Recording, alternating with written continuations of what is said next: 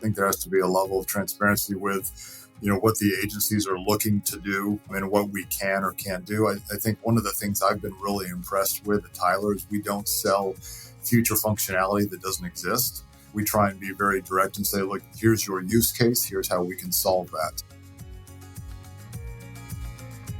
From Tyler Technologies, this is the Tyler Tech Podcast, where we explore the trends, technologies, and people shaping the public sector. I'm your host, Josh Henderson. Thanks for joining us. Today, I'm talking with Andrew Kahl, Tyler's Chief Client Officer, about what it really means to put the client experience front and center.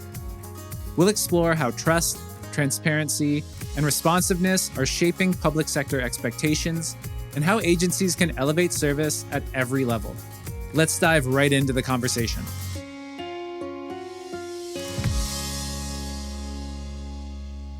All right, Andrew, welcome to the Tyler Tech Podcast. We're really glad to have you here. Good. Thanks for the invitation. It's great to be here. Super excited. Of course. Now, Andrew, you've been a champion of putting the client experience at the center of everything that we do.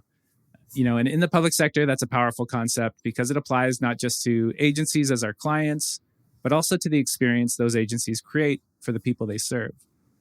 Today, we're pulling back the curtain a little bit, looking at how the client experience is evolving and how government leaders can rethink public services through a more intentional, resident or client-centered lens.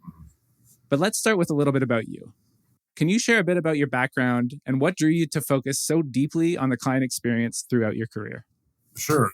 I think background context is always good. So I've been in the software and high-tech industry for let's call it 30 years, about my entire career, professional career since I graduated from college. And I've been really fortunate that I've been able to be in the software space, dynamic, fast-moving, primarily focused on either the data management industry or the cybersecurity industry. So I don't have a background in government technology. But I love this because I cut my teeth early on at a company that was really focused on just providing a great client experience internally and externally. They define clients as, the employees as well. And so when you have that first impression, when you see how important the experience is, transparency, communication, you really start to love it. And then I was fortunate enough to be part of an early stage company and had my own startup where when you get those first customers and you put your arms around them and you do everything you can to retain them, you realize how important the client experience is. And so for the last 25 years of my career, I've really been very focused on making sure that clients have a good experience, whether it's through support or professional services or the buying process, making sure they understand all the benefits and attributes about a company when they're considering us.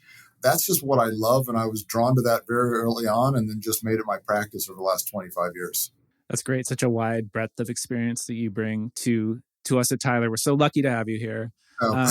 And now you have a philosophy around the client experience that you've described as an infinity loop, right? Yep. So this continuous cycle of connection, trust, and feedback. Can you walk our listeners through what that philosophy looks like and sort of why you believe it's so foundational across industries and client relationships?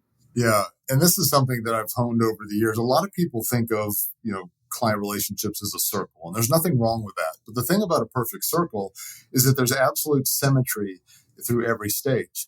But in reality, there isn't always absolute symmetry within a client relationship. And I use the example of an infinity loop. Everybody should know what that is. That's a figure 8 on its side.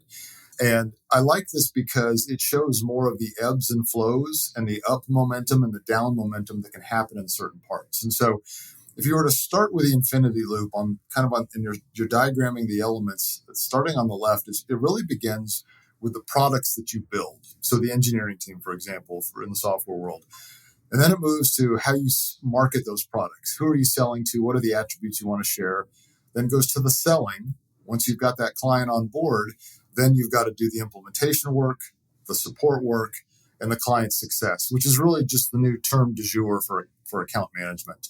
And so when you take all 6 of those elements and you string them together, there's going to be ebbs and flows, but they have to work in symmetry together, and there has to be a continuous loop because if you think of each one as a transaction or a separate function, you don't have the ability to understand the importance and the dependency that function then has on the next element.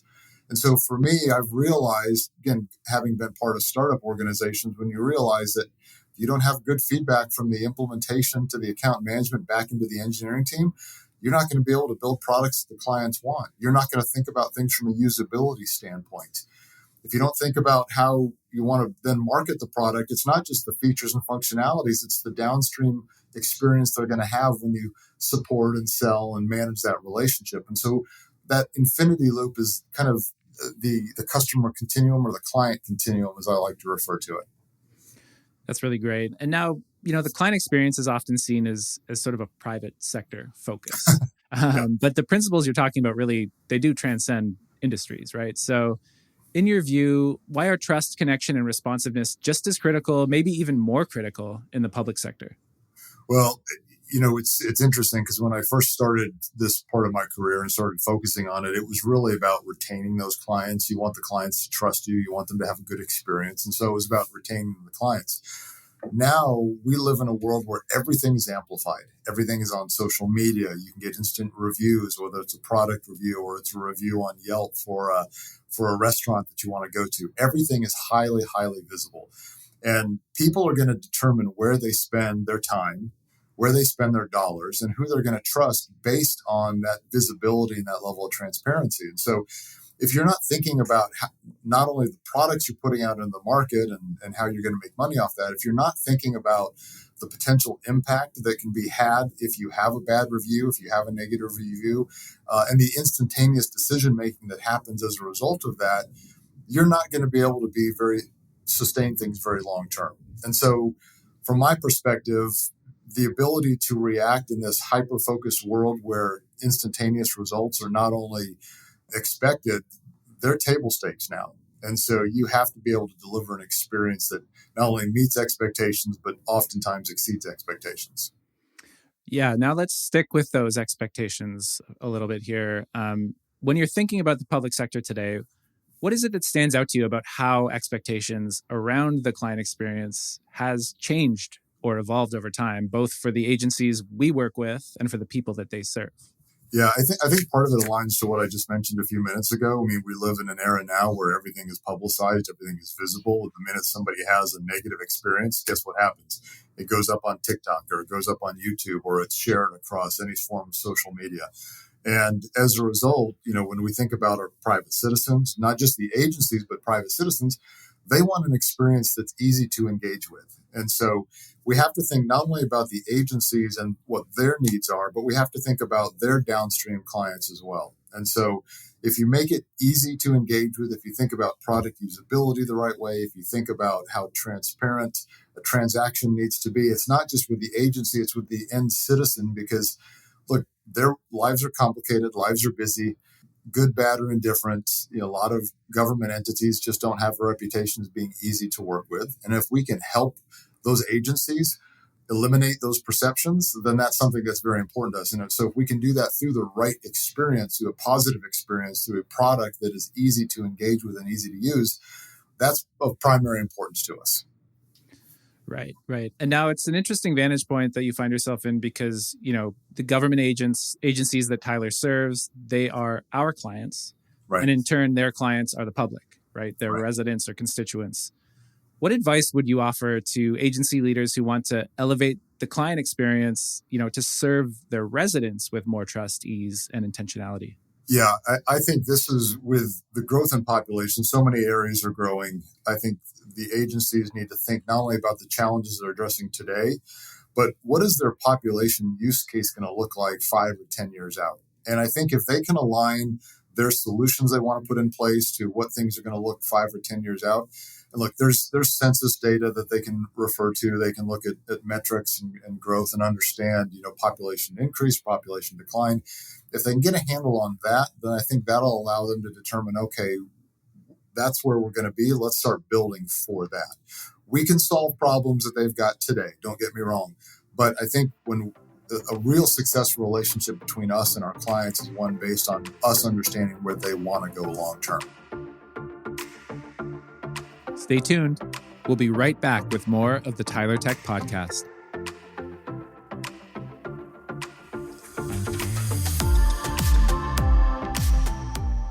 Hey there, Tyler Tech Podcast listeners. Let's talk about something that's becoming more important every day: digital access and accessibility. As more public services move online, ensuring a seamless, user-friendly experience for residents is critical. I'm here with my colleague Jade Champion to talk about our new white paper, Digital Access and Accessibility in the Resident Experience, that explores the challenges and opportunities in this space. That's right. This white paper takes a closer look at the barriers residents face when engaging with digital services and how public sector organizations are addressing them with modern technology. Whether it's simplifying online interactions, designing intuitive systems, or making services more available across different devices, digital access is about creating a better experience for residents. And as technology continues to evolve, so do the strategies for improving public sector engagement. This white paper is packed with insights to help public sector leaders think strategically. It explores the role of technology in resident interactions, enhancing usability, and expanding digital reach, helping you gain a deeper understanding of today's digital expectations. You can download your copy today at the link in our show notes. It's time to rethink how residents connect with public services, and it all starts with access. Now let's get back to the Tyler Tech Podcast. A lot of resident-facing improvements do sort of rely on that sort of internal structure within agencies. So, systems, communication, support. How do you see technology partners like Tyler playing that role in shaping the environment that makes great public service possible?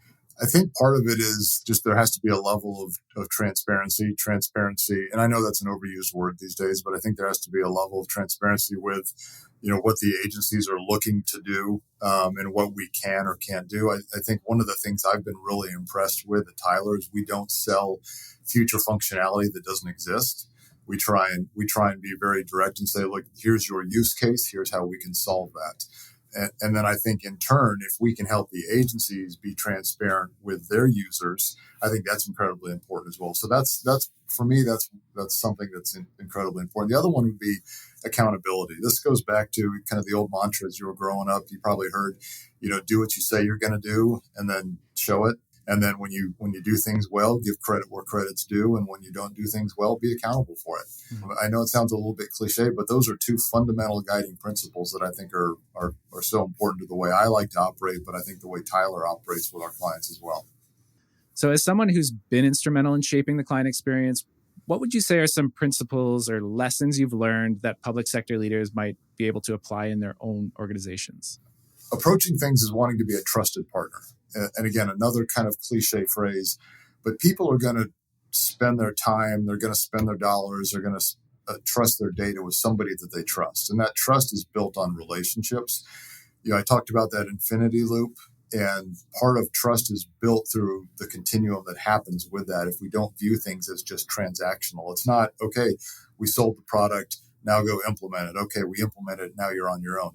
We view this as making sure that you can trust us through every phase of that process. And when that trust happens, then clients are going to be more inclined to want to spend more money with you. They're going to want to be inclined to keep you long term. They're going to want to be inclined to include you in their strategic direction. So that element of trust is not just, yes, we got a good price. It's we see that you value the entire relationship. And every company approaches trust differently. I view it as the entire experience from the minute we start building products to the minute we implement and sell and support. That has to happen throughout every single phase of the relationship. Yeah, I think trusted partner, definitely a term we hear a lot, and definitely something that is increasingly important in the world of client and the client experience. Yeah, absolutely. I think also feedback is a huge part of shaping a strong client experience. But I think it also has to go beyond just surveys, right? So how can governments create more meaningful feedback loops with residents? And what's your approach to gathering and acting on that feedback? Yeah, listen to your citizens, listen to the entities that you serve. Look, you can't react to everything and you can't respond to everything. I mean, if you listen, you have to be able to say, okay, we're going to listen to our citizens, whether it's a town hall forum or maybe you roll out a new technology and you want to have some feedback from a group of users. You have to be able to say, okay, I've got all this feedback, but now I'm going to look for the common threads. What are the common themes? And if you can find those, then you can make sure that you're serving the public and you're serving your constituents in a way that they want to be served through product usability, through ease of engagement. And so surveys are one way. Forums are another way. User groups are another way to do this. But whenever you roll something out, if you're a government agency, think of it in terms of what's the experience you want your constituents to have. There needs to be an element that makes life easier for you as that agency. I completely get that. And we want to make sure our agencies have a good experience with us. But the agencies need to think of all the people that they serve. So what's going to make it easier as your population grows, or maybe your population is going to contract a little bit? What's the best way for them to engage with you where their life or their experience makes their life easier? Last thing an agency should do is want to add complexity to a citizen's or a constituent's life. Government work can be pretty challenging at times, right? So, there can be unexpected crises, budget constraints, there can be aging infrastructure that creates those challenges. In an environment facing those kinds of challenges, why does the client experience still matter? Or maybe the question is, why might it matter even more? Well, look, there's two client experiences. There's good ones and there's bad ones. And the bad ones you hear about a lot, unfortunately. And the bad ones often happen because there's not been strategic planning or a level of transparency. Sometimes bad ones happen just because the product isn't very good. Those are things that if you put the right tools and systems and workflows in place, you can fix those. But the good client experience really starts from looking outside in and really understanding how clients want to engage with you. And it's sometimes easier said than done, but you have to be able to make sure that you don't react to every little blip you have, every little speed bump that you have. Because if you react to every bump you have and all of a sudden it's, okay, let's shift student body left and go focus on this problem, all you're doing is fighting fires. You have to think about how do you make something so that you've got it so it can be sustainable, so that it can scale and grow, so that the tools that you have are the right tools that you've got in place. And this is where a lot of times I see organizations hire for the problem at hand, but they're not thinking about, okay, I've had this problem in front of me for a long, long time. How do I mitigate this problem in the future? And so this is the hard part where government agencies or agencies in general, they don't always have the luxury of having a strategy team or somebody to look long term. But that's where I think a company like Tyler can be a partner to help you with that. What are the use cases you're trying to solve for? Lean on us. Let us help you look long term so that you're not just fighting fires today. Right. And so, as we start to wrap this conversation up, as agencies modernize and resident expectations continue to rise, where do you see the concept of client experience heading in the public sector? And what should leaders be thinking about now to kind of stay ahead? I know you've been talking a little bit about forward thinking, future thinking, but I'm curious to get your take on how to kind of stay ahead in that regard. I think embracing new technologies that are coming out. I don't think you can pick up a paper or look at a website today without seeing two letters, AI, everywhere you look. So I view AI as an enabler to help with things. I don't view it as the ultimate solution.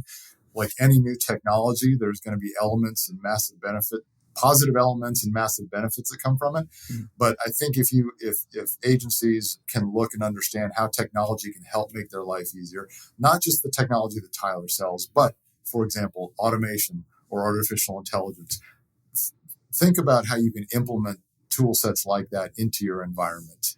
And if you can do that, you can become a more progressive organization. If you're more progressive, I think there's an element of trust that comes with that. Again, one of the negative elements about a lot of government agencies is they seem to be more behind the times. They're not as forward-looking. I think whatever you can do to think about how your citizens, how your constituents want to engage with you in the future, again, looking for those trends, I think you can build products and services that are going to match with that. I think that's a great way to wrap things up today, Andrew. Thank you so much for joining us today. We appreciate you sharing your insights, and we'll look forward to having you back on the show as the conversation continues to evolve. You're welcome. I enjoyed it as well, Josh. Thanks for your time.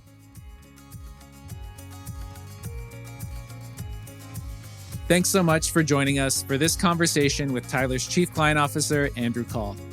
As we heard today, creating a great client experience goes beyond individual interactions. It's about building trust, fostering meaningful connections, and offering transparent support. By focusing not only on agency needs, but also the residents and constituents they serve, governments can deliver with greater ease, responsiveness, and lasting impact.